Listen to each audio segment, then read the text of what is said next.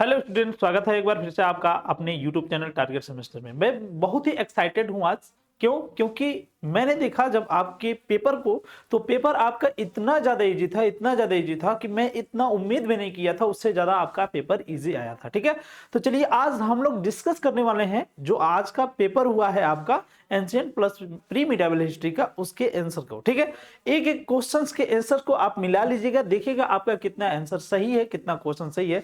जो बच्चा playlist completely follow किया होगा 100% उसके 40 तो सही होंगे ही होंगे, इसमें कोई दोरा नहीं है। तो चलिए स्टार्ट करते हैं, देखते हैं कि हमारे पास जो यहाँ पे देखिए कि हमारे पास जो प्रीवियस ईयर पेपर है ancient and early medieval India, इसे प्रीवियस ईयर पेपर ही कहेंगे क्योंकि अब ये प्रीवियस ईयर हो गया, क्योंकि आगे ये पेपर छपने वाला नहीं है। ठीक है, आज इसका एग्जाम हुआ है, तो आज हम लोग इसको देखेंगे, करेंगे और देखेंगे कि आप लोगों के कितने क्वेश्चन सही हुए हैं। ठीक है ना, देखिए यहाँ पे एक मिनट थोड़ा सा पेन ऑन ले लिया जाए भाई, मैं बहुत ज्यादा एक्साइटेड हूँ, मैं भूल जा रहा हूँ कि मुझे बोलना क्या है। ठीक है, इसलिए मैं भूल जा रहा हूँ क्योंकि इतने बेहतरीन क्वेश्चंस मुझे उम्मीद भी नहीं था कि आपको देखने को मिल जाएंगे एग्जाम में। ठीक है ना, तो चलिए स्टार्ट करते हैं। यहाँ पे सबसे पहले हम लोग देखेंगे प्राचीन भारत का नेपोलियन किसे कहा जाता था बाबू। इस क्वेश्चंस को हमने कई बार बताया था। प्राचीन भारत का नेपोलियन कौन था भाई? तो ये समुद्रगुप्त था। कौन था? समुद्रगुप्त था, और इसे प्राचीन भारत का नेपोलियन हम लोग कहते थे। और इसी गुप्त वंश को हमने बताया था कि ये स्वर्ण काल, जैसे गुप्त वंश का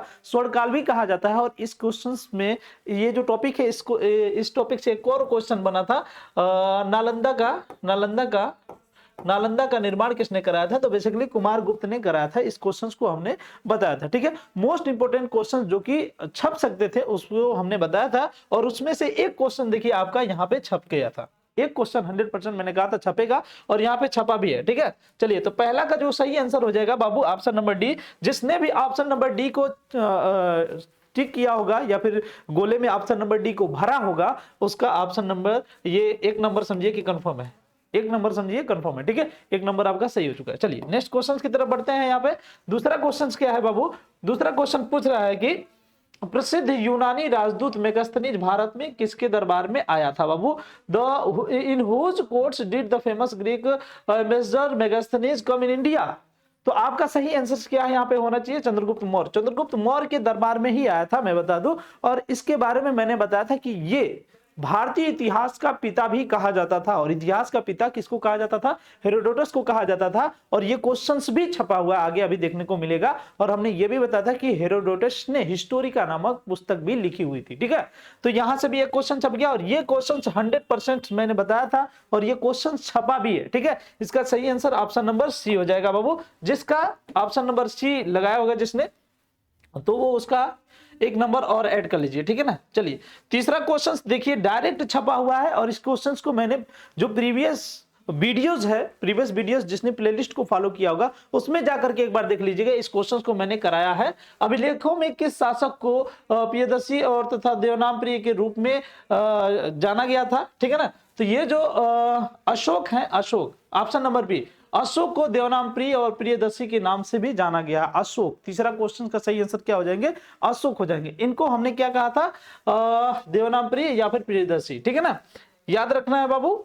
और ये आपका सही आंसर ऑप्शन नंबर बी हो जाएगा। ठीक है, चलिए नेक्स्ट क्वेश्चन की तरफ बढ़ जाते हैं। देखिए क्वेश्चन ये फिर से, इतिहास का पिता किसे कहा जाता है? The father of history.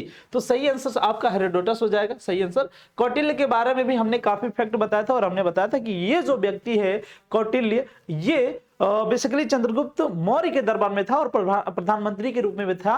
और इसे प्रारंभतः यानी कि प्रारंभिक गुरु माना जाता था, क्योंकि सबसे पहले चंद्रगुप्त मौर्य को शिक्षित करने का काम इसने ही किया था। इसके बारे में भी हमने कई फैक्ट्स आपको बताए थे। मनु के बारे में बता दिए थे, मनु जो है ये लिखे थे मनुस्मृति। कालिदास के बारे में बता दिए थे। एक बच्चा कमेंट किया था कि सर जी रामचरितमानस का सही आंसर क्या होना चाहिए? मैं वहां पे ध्यान नहीं दिया।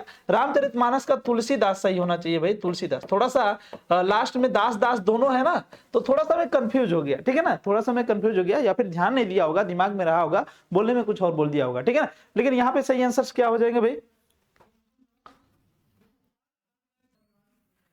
देख रहे हो बाबू लोग, मैं इतना ज्यादा एक्साइटेड हो गया था कि बल्ब जलाना भूल गया था और मैं खुद काला दिख रहा था इस वीडियोस में। ठीक है, कोई बात नहीं है।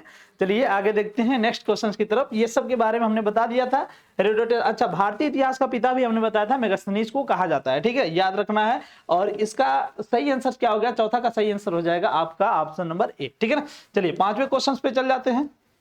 हाँ देखिए 5वां क्वेश्चन है बाबू, हड़प्पा में मिट्टी के बर्तनों पर सामान्यतः किस रंग का उपयोग हुआ था? तो देखिए बाबू, ऑप्शन नंबर ए जिसका सही होगा उसका सही आंसर हो जाएगा बाबू। और ये जो लाल रंग है और भूरा रंग का भी प्रयोग हुआ था, ब्राउन रंग का भी प्रयोग हुआ था। ठीक है, लाल और भूरा ये दोनों प्रयोग हुए थे हड़प्पा सभ्यता में मिट्टी पर बर्तनों को रंगने के लिए या फिर बनाने के लिए। ठीक है, तो आपका 5वां नंबर का सही आंसर क्या हो जाएगा? ऑप्शन नंबर ए सही हो जाएगा। ठीक है, चलिए नेक्स्ट क्वेश्चन की तरफ बढ़ जाते हैं। नेक्स्ट क्वेश्चन की तरफ, नेक्स्ट क्वेश्चन है आपका, कल्हड़ की कृत या फिर कल्हड़ कृत राज तरंगड़ी में कुल कितने तरंग थे, या फिर इस तरंग को अध्याय भी हम लोग कहते हैं? ऑप्शन नंबर ए सही हो जाएगा आपका। 8 अध्याय थे। जिसने ए सही किया होगा उसका सही आंसर क्या हो जाएगा? उसका एक क्वेश्चन क्या हो जाएगा? सही हो जाएगा, क्योंकि उसमें 8 अध्याय या फिर 8 तरंग थे। और इसी के बारे में हमने बताया था, राजाओं की नदी। बेसिकली लिखा किसने था? कल्हड़ ने लिखा था। ठीक है, चलिए नेक्स्ट क्वेश्चन की तरफ बढ़ जाते हैं। ये क्वेश्चन हो गया आपका। नेक्स्ट क्वेश्चन है 7वां नंबर का क्वेश्चन से। देखिए क्वेश्चन कह रहा है कि निम्नलिखित में से किसका सुलेम नहीं है, या फिर कौन सा इसमें से सुलेमित नहीं है? देखिए, आलमगीरपुर उत्तर प्रदेश में पाया गया था, लोथल गुजरात में है, कालीबंगा राजस्थान में, हमने कई बार बताया था राजस्थान में। अच्छा, यहीं से जुते हुए खेत के भी साक्ष्य मिले थे। मैंने चिल्ला करके कई बार आपसे बताया था कि जुते हुए खेत के साक्ष्य कालीबंगा से मिले थे, हनुमानगढ़ जिले में मिले थे, राजस्थान से मिले थे। ठीक है, चलिए रोपड़ पंजाब में था, इसको कई बार हमने बताया था। सतलज नदी के किनारे भी बताया था इसको। और यहाँ पे मैंने कहा था घग्घर नदी के बारे में भी बताया था कि जो कालीबंगा नामक स्थान है घग्घर नदी के किनारे स्थित है। ठीक है, जिन्होंने ध्यान से पढ़ा होगा उन्होंने 100% क्वेश्चंस को सही किया होगा। ठीक है, चलिए नेक्स्ट क्वेश्चंस की तरफ बढ़ जाते हैं। देखिए बाबू, ये तो एकदम 100% मैंने कहा था आना ही आना है, छपना ही छपना है। सिंधु सभ्यता का महास्नानागार जो है मोहनजोदड़ो से प्राप्त हुआ था। और अन्नागार के बारे में हमने बताया था, अन्नागार। ठीक है, और जो कांस की नथ की मूर्ति थी वो भी यहीं पाई गई थी। पशुपतिनाथ की मूर्ति भी पाई गई थी, पशुपतिनाथ की। और साथ ही साथ यहाँ पे मोस्ट इंपोर्टेंट चीज क्या था कि मोहनजोदड़ो का अर्थ मृतकों का टीला, और ये हमने आपको बताया था। ठीक है ना बाबू? तो इसका सही आंसर सिंधु सभ्यता का जो महान स्नानागार पाया गया था मोहनजोदड़ो में पाया गया था। और हमने इसकी लंबाई चौड़ाई ऊंचाई सब कुछ बता दी थी। देखिए बाबू, ये थी इसकी लंबाई और ये थी इसकी चौड़ाई और ये थी इसकी गहराई। ठीक है ना, इसको भी हमने बताया था, क्योंकि यहां से बन सकता था लेकिन इसने डायरेक्ट ही क्वेश्चन बना दिया, तो कोई बात नहीं है। सही आंसर क्या हो जाएगा? ऑप्शन नंबर ए सही हो जाएगा। ठीक है, चलिए नेक्स्ट क्वेश्चन की तरफ बढ़ जाते हैं बाबू। नेक्स्ट क्वेश्चन की तरफ, हाँ देखिए 9 नंबर का क्वेश्चन है। 9 नंबर कह रहा है कि मानव द्वारा सर्वप्रथम प्रयुक्त अनाज था, यानी कि मानव ने सबसे पहले किस अनाज का प्रयोग किया था बाबू? सबसे पहले इन्होंने जौ का यूज किया था। जौ को सबसे पहले यूज किया था। बाद में इन्होंने गेहूं और चावल का यूज किया। जौ के बाद गेहूं का यूज किया और उसके बाद चावल का यूज किया। तो शुरुआत में अगर देखा जाए तो जौ सबसे प्रमुख और पहली और मुख्य फसल थी, लेकिन बाद में गेहूं और चावल हो गई। ये मैंने प्रीवियस जो वीडियोस है उसमें जाकर के देखिएगा, प्लेलिस्ट में जाकर के देखिएगा, मैंने 100% इस क्वेश्चन को कराया है। एक बार जाकर के मिला लीजिएगा। चलिए नेक्स्ट क्वेश्चन की तरफ बढ़ जाते हैं। 9वां क्वेश्चन का आपका सी आंसर सही हो जाएगा। चलिए नेक्स्ट क्वेश्चन की तरफ बाबू, देखिए ऋग्वेद का कौन सा मंडल पूर्णतः सोम को समर्पित है? हमने बताया था जो 9वां मंडल है बाबू पूर्णतः सोम को समर्पित है। 10वें मंडल में शूद्र शब्द का वर्णन पहली बार देखने को मिला था। और यहाँ पे जो पहला मंडल है और जो 10वां मंडल था ये पुराना था। 2 से लेकर के 7वां तक ये पहला और 10वां ये पुराना था और 2 से लेकर के 7वां तक ये नया था। ये बात हमने जो पिछली क्लास ली थी उसमें बताई थी। यहाँ पे जो सही आंसर इसका हो गया था ऑप्शन नंबर सी आपका सही हो गया है। ठीक है, चलिए नेक्स्ट क्वेश्चन की तरफ बढ़ जाते हैं बाबू। एक एक क्वेश्चन को मिलाते चलिएगा, एक एक क्वेश्चन मिलाते चलिएगा, देखिएगा आपका कितना नंबर सही हुआ है। ठीक है ना, आप कितना एग्जाम में सही करके आए। चलिए नेक्स्ट क्वेश्चन की तरफ। सबसे पुराना वेद कौन सा है बाबू?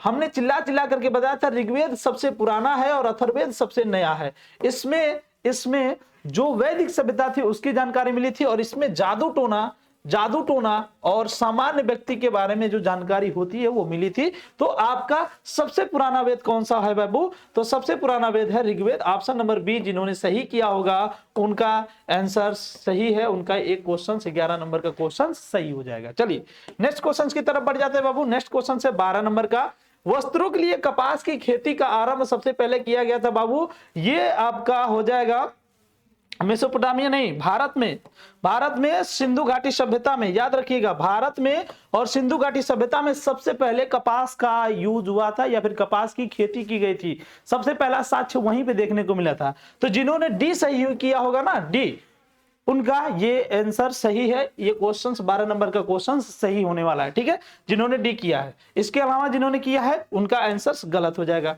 चलिए भाई, उनका क्वेश्चन गलत हो चुका है, ध्यान दीजिएगा।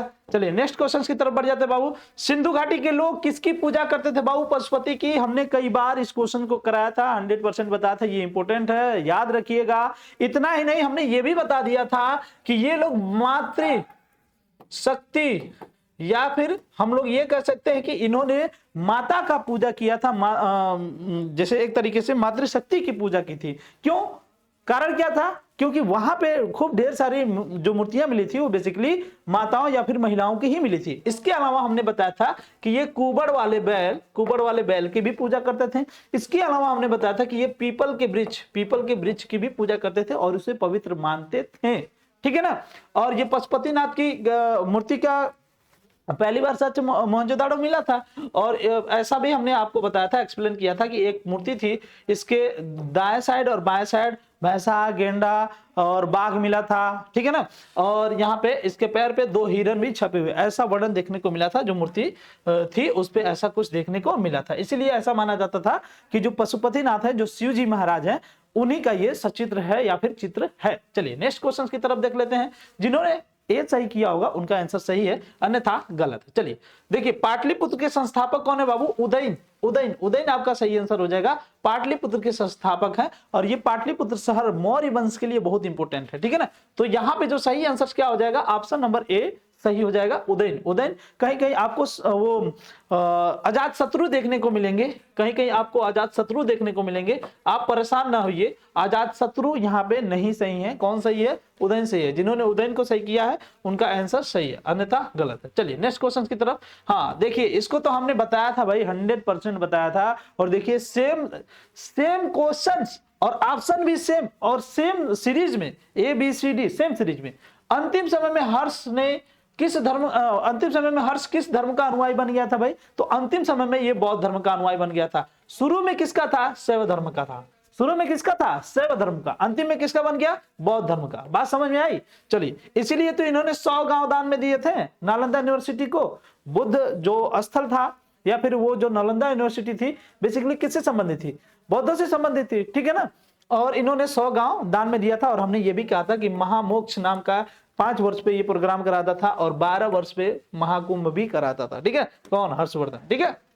ये क्वेश्चन हमने बता दिए थे। चलिए नेक्स्ट क्वेश्चन से आपका बहुत important, Naganand Ratnavali Priyadarshika, 100% important question हमने बताया था और कराया भी था बाबू। हर्षवर्धन जिन्होंने सही किया होगा उनका आंसर सही है। हर्षवर्धन जिन्होंने सही किया होगा उनका आंसर सही है। एक बात का ध्यान रखिएगा, हमने कहा था यहाँ पे इन्हीं के शासनकाल में, जो हर्षवर्धन है इन्हीं के शासनकाल में वेनसोंग भी भारत आया था। वेनसोंग भारत आया था। और जब वेनसोंग भारत आया था तो उसने अपनी यात्रा वृतांत को सीयूकी का नाम दिया था, सीयूकी का नाम दिया था, ठीक है ना, सीयूकी, ठीक है। और इसी को हम लोग यात्रियों के राजकुमार के नाम से भी जानते हैं। ये फैक्ट भी हमने आपको क्लियर किया था। चलिए नेक्स्ट क्वेश्चन की तरफ बढ़ जाते हैं बाबू। नेक्स्ट क्वेश्चन देख लेते हैं। हाँ चलिए, नेक्स्ट क्वेश्चन है आपका, अंग्रेजी में BC का तात्पर्य क्या होता है बाबू? बिफोर क्राइस्ट एरा, यानी कि जो जन्म हुआ था बेसिकली ईसा मसीह का, उनके टाइम से पहले का टाइमिंग जो था, ठीक है ना, उसे हम लोग बिफोर क्राइस्ट एरिया के नाम से जानते हैं। चलिए नेक्स्ट क्वेश्चन की तरफ बढ़ जाते हैं। देखिए ये 100% मैंने कराया था भाई। सही आंसर क्या होगा इसका? मक्का होगा, ठीक है ना, मक्का और मदीना। इसको तो मैंने लाइव क्लास में कराया था और प्रीवियस ईयर क्वेश्चन पेपर में इस क्वेश्चन को मैंने दिखाया था। सही आंसर क्या हो गया आपका? मक्का। जिन्होंने 18 का ए सही किया होगा उनका आंसर सही है, अन्यथा गलत है, ठीक है। चलिए नेक्स्ट क्वेश्चन से आपका, हाँ, कौन सा कर राजा को उपहार स्वरूप प्राप्त होता था? तो हमने बताया था भाग और बलि, भाग और बलि। बलि जो होता था उपहार स्वरूप प्राप्त होता था, लेकिन भाग जो होता था ये राजस्व में राजा का भाग होता था। ऐसा माना जाता था कि राजा है और राजा का कहीं ना कहीं जो राजस्व निकल रहा है, जो कृषि किया जा रहा है, उससे जो धन प्राप्त हो रहा है या फिर संपत्ति प्राप्त हो रही है, उसमें राजा का हक है, राजा का भाग है, इसीलिए उसको राजा को भाग नामक कर मिलता था। ठीक है, लेकिन जो उपहार स्वरूप मिलता था बाबू बलि था। ठीक है, चलिए नेक्स्ट क्वेश्चन की तरफ बढ़ जाते हैं। नेक्स्ट क्वेश्चन से 20 नंबर का क्वेश्चन कह रहा है कि निम्नलिखित में से कौन हड़प्पा और मोहनजोदाड़ो के उत्खनन से संबंधित नहीं है बाबू। यहाँ पे वी ए स्मिथ मोहनजोदड़ो और हड़प्पा से संबंधित नहीं है, ये भी संबंधित है, ये भी संबंधित है, ये भी संबंधित है। ऑप्शन नंबर डी आपका सही हो जाएगा, ये हड़प्पा से संबंधित नहीं है। ठीक है, चलिए नेक्स्ट क्वेश्चन की तरफ बढ़ जाते हैं। 20 नंबर का ऑप्शन नंबर डी सही है, मिला लीजिएगा। किसी भी प्रकार की समस्या हो कमेंट करके बताइएगा, कमेंट में भी हम आपके क्वेश्चंस के आंसर बोल देंगे। जो टीम है, टीम वर्क जो कर रही है, तो क्वेश्चंस के साथ पहला का कौन सा सही है, दूसरा का कौन सा सही है, तीसरा का कौन सा सही है, कमेंट में हम आंसर्स आपके डाल देंगे। आपको परेशान होने की जरूरत नहीं है, हो सकता है कमेंट में मिल जाएगा, हो सकता है डिस्क्रिप्शन में भी आपके आंसर्स मिल जाएंगे। ठीक है, परेशान नहीं होना है। ओके, यहां पे अगर किसी भी प्रकार का कंफ्यूजन हो तो डिस्क्रिप्शन में भी जाकर के आप मिला सकते हैं या फिर कमेंट में जाकर के मिला सकते हैं। ठीक है, कमेंट में आपको मिल जाएगा। ठीक है, चलिए नेक्स्ट क्वेश्चन की तरफ बढ़ जाते हैं। हाँ, नेक्स्ट क्वेश्चन क्या है भाई, हड़प्पा संस्कृति की जानकारी का प्रमुख स्रोत है। हड़प्पा संस्कृति की जानकारी का प्रमुख स्रोत बाबू शिलालेख है, पक्की मिट्टी की मुहरों पर अंकित लेख है और पुरातात्विक खुदाई। ध्यान दीजिएगा, शिलालेख तो हम लोग नहीं कह सकते हैं, लेकिन कुछ ऐसे चीजें मिली थी जिसपे भाव चित्रात्मक लिपि थी, भाव चित्रात्मक। ठीक है ना, भाव चित्रात्मक। ठीक है, वास्तविकता क्या है, वास्तविकता यह है कि अगर हम लोग पक्की मिट्टी की मुहरों को भी अंकित लेख करें तो भी हम इसे पढ़ नहीं पाएंगे, शिलालेख करें तो भी हम इसे पढ़ नहीं पाएंगे, क्योंकि क्या था, भाव चित्रात्मक लिपि थी, चित्र बना करके भाव को उकेरा गया था। तो आपका सही आंसर क्या होना चाहिए, ऑप्शन नंबर सी सही होना चाहिए। जिन्होंने ऑप्शन नंबर डी सिलेक्ट किया होगा ना, याद रखिए, अगर शिलालेख है तो भी उसमें कुछ ना कुछ लिखा गया होगा ना, और हम पढ़ ही नहीं पाए थे हड़प्पा, जो हड़प्पा सभ्यता था इसकी किसी भी प्रकार की लिपि को, और यहाँ पे पक्की मिट्टी की जो मुहरें अंकित थी इसको भी नहीं पढ़ पाए थे, तो हमें कैसे पता चलेगा हड़प्पा सभ्यता के बारे में। तो कैसे पता चला, पुरातात्विक साक्ष्यों की खुदाई से, तभी ना विभिन्न प्रकार की चीजें मिली, जूते खेत के साक्ष्य मिले, डाकयार्ड मिल गया और अग्नि वेदिका मिल गया, और विभिन्न प्रकार के जानवर जो थे गड़े हुए थे, बिल्ली को दौड़ाते हुए कुत्ता मिल गया, ये सब साक्ष्य मिले थे, पुरातात्विक साक्ष्य, कहीं लिखा नहीं गया था। कंफ्यूज नहीं होना है, ठीक है, इसलिए मैं सारी चीजें आपको क्लियर करते चल रहा हूं। ठीक है, चलिए नेक्स्ट क्वेश्चन की तरफ बढ़ जाते हैं बाबू। 22 नंबर का क्वेश्चन है, 22 नंबर का क्वेश्चन कह रहा है कि भारतीय पुरातत्व जनक किसे कहा जाता है, या फिर भारतीय, देखिए किसे कहा जाता है क्वेश्चन पूछा है, लेकिन वास्तव में ये किससे संबंधित है, सिंधु घाटी सभ्यता से संबंधित है। और हमने कई बार बताया था कि भारतीय पुरातत्व सर्वेक्षण विभाग के जो अध्यक्ष थे वो थे John Marshall. Option number B आपका सही हो जाएगा। और इन्होंने ही 1924 में क्या किया था भाई, 1924 में इन्होंने घोषित कर दिया था कि हमने एक नई सभ्यता की खोज कर ली है, जिसका नाम हड़प्पा सभ्यता या फिर सिंधु घाटी सभ्यता है। हड़प्पा सभ्यता कहे जाने का क्या कारण था, क्योंकि सबसे पहले 1921 में दयाराम साहनी के नेतृत्व में हड़प्पा सभ्यता की खुदाई हुई थी, और 1922 में मोहनजोदड़ो की खुदाई हुई थी आर डी बनर्जी के द्वारा। तब जाकर के इन्होंने देखा कि इतने बड़े जगह पे ये कहीं ना कहीं अपने आप में सभ्यता रही होगी जो इतने बड़े जगह पे फैली हुई है। ठीक है, इसलिए उन्होंने क्या कहा भाई, ये एक सभ्यता है जिसे हमने, अच्छा, जो सिंधु घाटी सभ्यता नाम दिया था ना, सिंधु घाटी सभ्यता, ये जॉन मार्शल ने ही दिया था। और क्यों दिया था, क्योंकि सिंधु घाटी सभ्यता में वो सभ्यता डेवलप हुई थी, इसीलिए उन्होंने सिंधु घाटी सभ्यता नाम दिया था। बात समझ में आ गई, कंफ्यूजन नहीं होना है बाबू, जॉन मार्शल कंफ्यूजन नहीं होना। बी ऑप्शन आपका सही हो जाएगा। चलिए नेक्स्ट क्वेश्चन की तरफ बढ़ जाते हैं।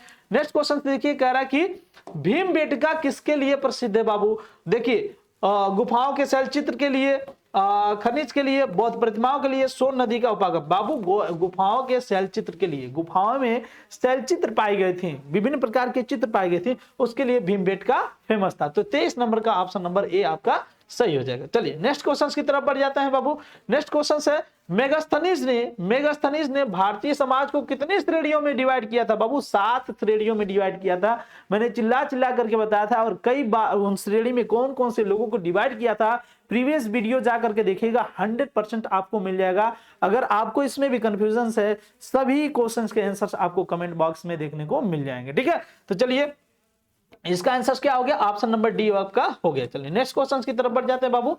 नेक्स्ट जो क्वेश्चन है आपका, नेक्स्ट जो क्वेश्चन है, कलिंग युद्ध की विजय तथा क्षतियों का वर्णन अशोक के किस शिलालेख में मिलता है बाबू? ऑप्शन नंबर डी सही कर लीजिए, 13वें शिलालेख में मिलता है। किस शिलालेख में? 13वें शिलालेख में। और आपने देखा होगा कि ये जो कलिंग युद्ध हुआ था बहुत ही खतरनाक युद्ध हुआ था। लगभग 1.5 लाख लोग, 150 लाख हम लोग कह सकते हैं, इतने लोगों की डेथ हो गई थी। और यहीं से तो बेचारा अशोक डिस्टर्ब हो जाता है, कहता है यार हमने बहुत हत्या कर दी। अब इसके बाद मुझे युद्ध की नीति को न अपना करके धर्म की नीति को अपनाना होगा।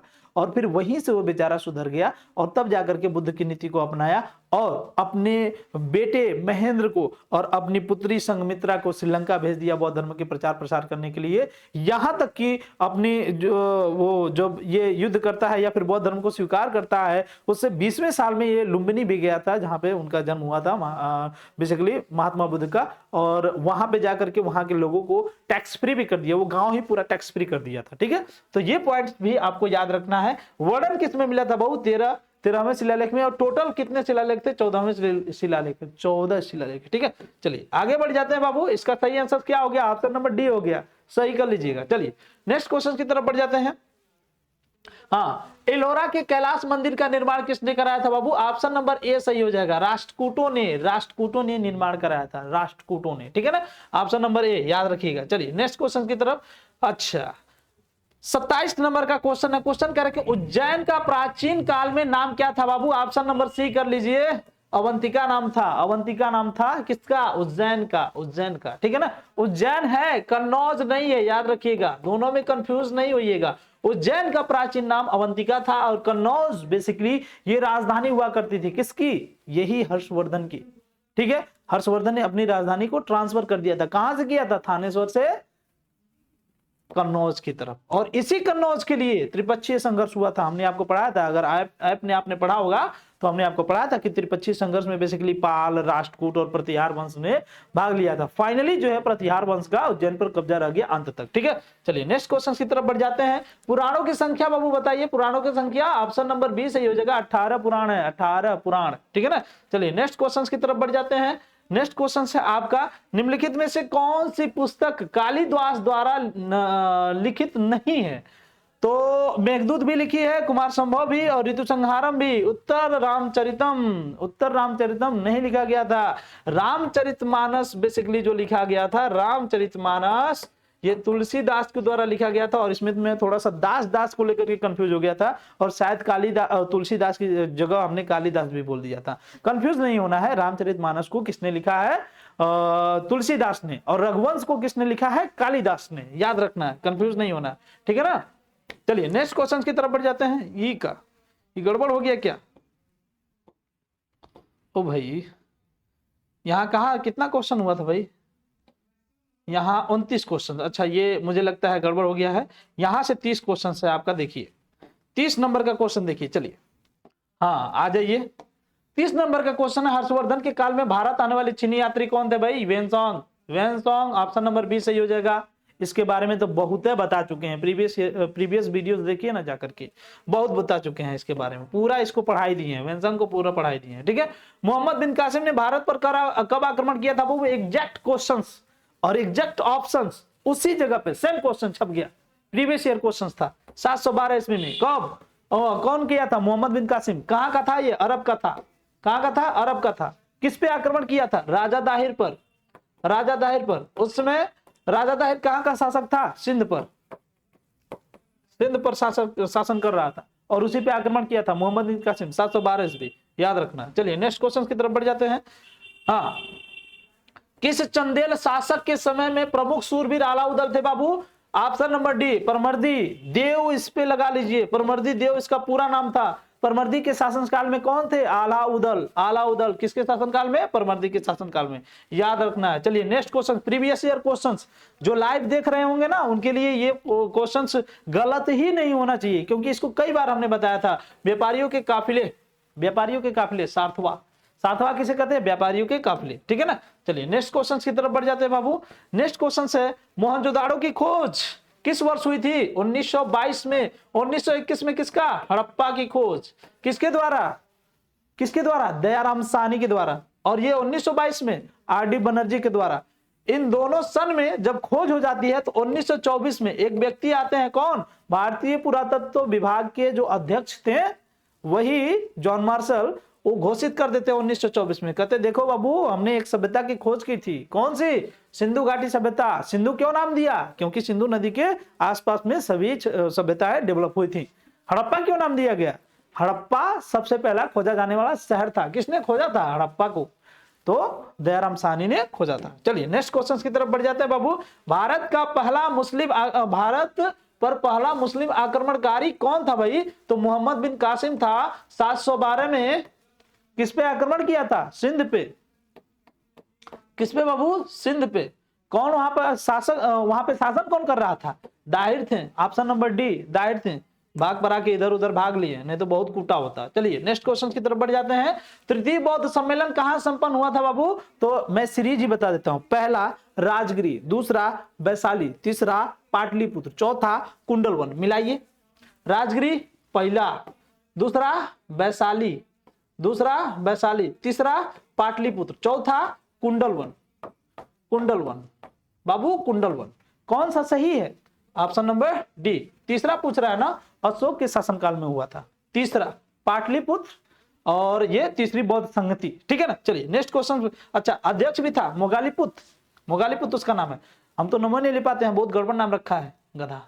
चलो नेक्स्ट क्वेश्चन की तरफ बढ़ जाते हैं। सांची स्तूप किसने बनाया था बाबू? अशोक ने बनवाया था। सांची स्तूप कहां पे? एमपी में, जिला रायसेन। किससे संबंधित था सांची स्तूप? बौद्धों से, बौद्ध धर्म से संबंधित था। किसने बनवाया था? ऑप्शन नंबर डी, अशोक ने। किसने बनवाया था? ऑप्शन नंबर डी, अशोक ने। चलिए नेक्स्ट क्वेश्चन की तरफ बढ़ जाते हैं।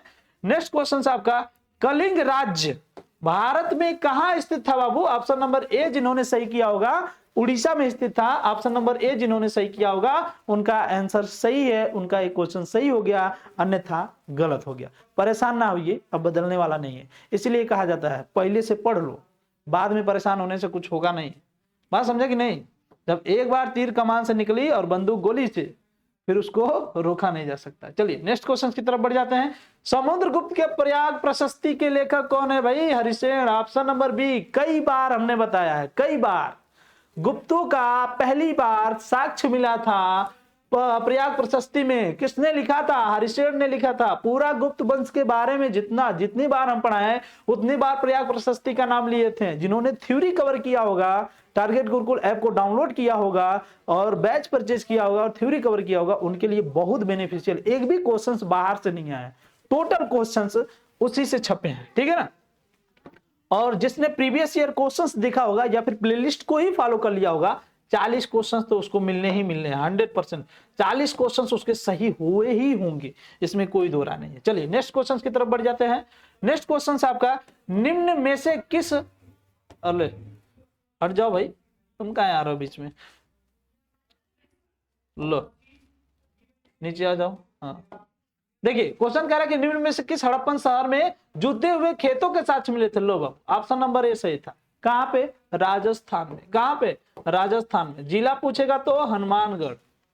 अच्छा, इस जुते हुए खेत के जो साक्ष्य मिले थे, इसका ये जो फांक मिलता है, जैसे हल अगर चलाएं हम तो बीच में रेखाएं खिंच जाती हैं, इस रेखा को सीता भी कहते हैं। हमने ये भी बता दिया था आपको। ठीक है ना। धौलावीरा के बारे में बताया था, बहुत ही इंपॉर्टेंट ये स्थान था, एक तरीके से साइट कर सकते हैं। और ये इतना इंपॉर्टेंट था कि यहाँ पे इस स्थान को यहाँ पे पानी की सुदृढ़ व्यवस्था देखने को मिली थी और इसे बेसिकली विश्व धरोहर में शामिल किया गया है। विश्व धरोहर, ठीक है ना। ये क्वेश्चन आने के ज्यादा चांसेस थे, नहीं पूछा अलग बात है, लेकिन विश्व धरोहर में इसको ऐड किए जाने के कारण ये क्वेश्चन छप सकता था। ठीक है ना। कोई बात नहीं है, नहीं छपा तो कम से कम ये तो छप गया। चलो आगे देख लेते हैं। नेक्स्ट क्वेश्चन आपका, सिंधु घाटी सभ्यता का कौन सा स्थान अब पाकिस्तान में है भाई? कालीबंगा राजस्थान में है जो कि भारत में, हड़प्पा पाकिस्तान में है, रावी नदी के तट पे है, और लोथल भारत में है गुजरात में, आलमगीरपुर उत्तर प्रदेश में है। तो सही कौन हुआ? Option number B. क्यों? सिंधु घाटी सभ्यता का कौन सा स्थल अब पाकिस्तान में है? तो हड़प्पा है भाई। अच्छा, मोहनजोदाड़ो इंडिया में है? नहीं, वो पाकिस्तान में। चौंदड़ो वो पाकिस्तान में। ठीक है। चलिए नेक्स्ट क्वेश्चन की तरफ बढ़ जाते हैं। नेक्स्ट क्वेश्चन है, किसके शासनकाल में डायमेकस आया था भारत? ठीक है ना। तो डायमेकस किसके शासनकाल में आया था? ये आपका सही आंसर हो जाएगा बिंदुसार, चंद्रगुप्त मौर्य नहीं, बिंदुसार। और ये बिंदुसार कौन था भाई? अशोक का पापा, अशोक का पापा, ठीक है, अशोक का पापा था कौन? बिंदुसार। किसका बेटा था? चंद्रगुप्त मौर्य का बेटा था, बताया था हमने, अशोक। और ये कनिष्क कौन था भाई? कुषाण वंश का शासक। इसी कनिष्क के शासनकाल में लास्ट में, सबसे लास्ट में कुंडल वन में चौथी बौद्ध संगति हुई थी। कुंडल वन में चौथी बौद्ध संगति हुई थी। कई बार हमने चिल्ला चिल्ला करके पढ़ाया था, एक एक क्वेश्चन आपको पढ़ाया था। लास्टली जो मैंने वीडियो दिया था वहां से मैक्सिमम क्वेश्चन फंसे हैं, तो आप लोग वहां अगर देखे होंगे तो सही करके आए होंगे, नहीं देखे होंगे तो फिर गलत हुआ ही होगा, इसमें कौन सी बात है। सांख्य दर्शन के प्रतिपादक कौन है बाबू? Kapil, option number C. जिन्होंने सी सही किया होगा सांख्य दर्शन के कौन है बाबू? Option number C. जिन्होंने सी सही किया होगा उनका सही आंसर हुआ होगा, ठीक है ना। चलिए नेक्स्ट क्वेश्चन है, प्रतिहार शासकों में से किसकी उपाधि आदि वराह थी? आदि वराह बाबू, ऑप्शन नंबर सी, मिहिर भोज। सबसे प्रतापी शासक किसका? प्रतिहार शासकों में सबसे प्रतापी शासक मिहिर भोज। और इसी का एक शासक था वत्सराज, यही त्रिपक्षीय संघर्ष में भाग लिया था। बात समझे बाबू? पहले पहले सर्वप्रथम इसी ने भाग लिया था, ठीक है। चलिए नेक्स्ट क्वेश्चन की तरफ बढ़ जाते हैं। नेक्स्ट क्वेश्चन आपका, मोहम्मद गौरी की भारत विजय का प्रत्यक्ष विवरण किस ग्रंथ से देखने को मिलता है बाबू? ऑप्शन नंबर बी आपका सही हो जाएगा, तबकात ए नासिरी। तबकात ए नासिरी, ऑप्शन नंबर बी आपका सही हो जाएगा। चचनामा में अरब का वर्णन देखने को मिला था, अरबों ने जब आक्रमण किया था तब देखने को मिला था, ठीक है ना। चलिए नेक्स्ट क्वेश्चन की तरफ बढ़ जाते हैं। इनमें से कौन गजनी वंश का संस्थापक था बाबू? हमने कई बार बताया था आपको, सुबुत्तगिन। कई बार देखिए क्वेश्चन फंस भी गया, और हमने यहां कंफ्यूजन भी दूर किया था। अलब्तगिन बेसिकली क्या था? सामंत था, सामंत था, अब्दुल का सामंत था। अब्दुल कहां का शासक था? गजनी में एक शासक था, इसके वंश का नाम मुझे नहीं याद आ रहा है, ठीक है, लेकिन ये सामंत हुआ करता था। और इसने पहली बार स्थापना तो की, लेकिन उसका वास्तविक स्थापक नहीं माना जा सकता, क्योंकि स्पष्ट रूप से इसने कभी उसकी स्थापना नहीं की थी। बाद में सुबुत्तगिन ने इसकी स्थापना कंप्लीटली अपने हिसाब से किया। नेक्स्ट क्वेश्चन की तरफ बढ़ जाते हैं बाबू। सुदर्शन झील का वर्णन किस अभिलेख में मिलता है बाबू? रुद्रदामन का जूनागढ़ अभिलेख में सुदर्शन झील का वर्णन देखने को मिलता है। जिन्होंने ए ऑप्शन सही किया होगा उनका सही आंसर हो जाएगा रुद्रदामन का जूनागढ़ अभिलेख। चलिए नेक्स्ट क्वेश्चन की तरफ बढ़ जाते हैं। नेक्स्ट क्वेश्चन से बाबू देखिए, ये भी प्रीवियस ईयर क्वेश्चन छपा हुआ है। एरड़ अभिलेख, सती प्रथा का प्रथम अभिलेख मिला था। अर्थशास्त्र में दास का वर्णन देखने को नहीं मिला है। अर्थशास्त्र में दास का वर्णन और सती प्रथा का भी वर्णन, सती प्रथा का शायद वर्णन था, लेकिन दास का वर्णन देखने को नहीं मिला था, ठीक है। और एक जो है मेगास्थनीज की किताब है इंडिका, उसमें वर्णन देखने को मिला था। पृथ्वीराज रासो के लेखक कौन है भाई? कई बार हमने बताया, कई बार बताया इसको। पृथ्वीराज रासो के लेखक चंद्रवरदाई। कई बार हमने इस क्वेश्चन को बताया था।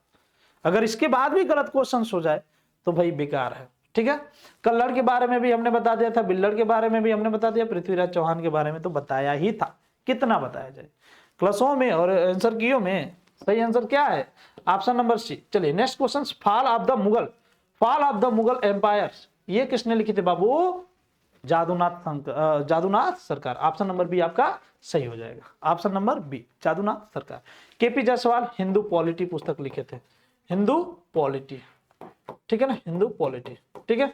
ये आरसी मजूमदार है, इन्होंने लिखने से मना कर दिया किताब, और इन्होंने कहा कि 1857 की क्रांति न तो क्रांति है और न ही पहली है और न ही ये राष्ट्रवादी क्रांति है, ठीक है। और ये वीडी सावरकर ने फिर जाकर के जो 1857 की क्रांति हुई थी उसको क्रांति इन्होंने बता दिया था, ठीक है। तो ये है बाबू आपका आंसर्स की जो हमने आपको प्रोवाइड करा दिया। अगर इसके बाद भी किसी भी प्रकार का कंफ्यूजन है बाबू, कमेंट में आपको सभी क्वेश्चंस के आंसर्स देखने को मिल जाएंगे, परेशान मत होइएगा, ठीक है ना।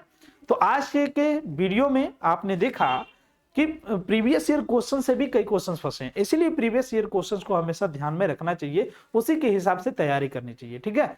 और दूसरी बात कि टीचर्स की बातों को यूं ही अनदेखा नहीं करना चाहिए। टीचर्स के पास अपना अनुभव होता है, उस अनुभव के अकॉर्डिंग्स आपके आंसर्स या फिर क्वेश्चंस प्रोवाइड कराता है। दूसरी बात यह है कि कभी कभी जबान फिसल जाती है, लाइक तुलसीदास वर्सेस कालिदास, तो इसको दिल पे ना लीजिएगा। खास करके लीजेंड कमिंग सून, इन्होंने कमेंट किया था सर एक बार करेक्शन कर दीजिए, लीजेंड कमिंग सून। किसी भी प्रकार की कंफ्यूजन मत रखिएगा, तुलसीदास और कालिदास में थोड़ा सा जबान इधर उधर हो गई होगी, परेशान होने की आवश्यकता नहीं है। सारे क्वेश्चंस के आंसर हमने बता दीजिए, जाइए मिलाइए, देखिए कितना आपने सही किया।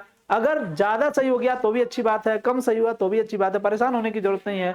अभी second, third, fourth, fifth, six ये सेमेस्टर बाकी हैं, परेशान होने की आवश्यकता नहीं है, अभी केवल पहला सेमेस्टर था। हम आपके साथ हैं, टारगेट गुरुकुल, टारगेट सेमेस्टर आपके साथ है, सारथी नामक बैच भी आपके साथ है। अगर ज्वाइन कर लेते हैं तो कहीं भी भटकने की आवश्यकता नहीं पड़ती है, किसी भी प्रकार की कोई भी गाइड बुक की आवश्यकता आपको नहीं पड़ेगी। आज की क्लास में सिर्फ इतना ही, मिलते हैं नेक्स्ट क्लास में, तब तक के लिए बाय।